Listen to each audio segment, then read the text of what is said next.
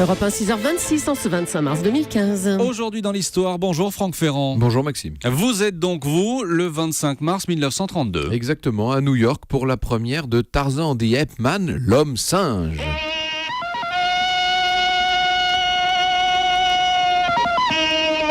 Vous reconnaissez Ça le réveille. fameux cri, n'est-ce pas? Cri de victoire d'un grand singe, selon Edgar Rice Burroughs, l'auteur du roman original. Le mystère demeure d'ailleurs, parce qu'on n'a jamais su si c'était bien Johnny Weissmuller qui poussait ce cri. Johnny Weissmuller, l'acteur principal donc. Oui, l'une des premières grandes stars d'Hollywood.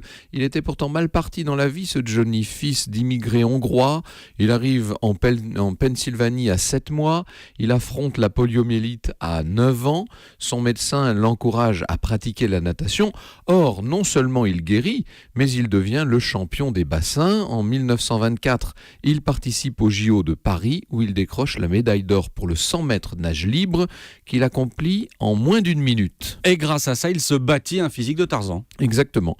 Physique qui le désigne pour des pubs de sous-vêtements et de maillots de bain, évidemment. Et puis pour Tarzan, qui se joue en très petite tenue. En 1932, on en est déjà à la 6e adaptation du livre, mais c'est la première du cinéma parlant. Ça change tout. L'histoire s'inspire du mythe des enfants sauvages. Vous le savez, c'est un succès immédiat. D'ailleurs, il y aura d'autres épisodes. Weissmuller jouera Tarzan une dizaine de fois, jusqu'à s'enfermer dans le rôle. C'est souvent le cas, vous savez. La suite du destin de Johnny Weissmuller est d'ailleurs très triste. Il ne tourne plus, il est criblé de dettes, il devient représentant en piscine. C'est quand même une triste ironie. Il va basculer dans la folie. Il sera interné dans un hôpital psychiatrique où, paraît-il, il ravissait les pensionnaires avec son cri.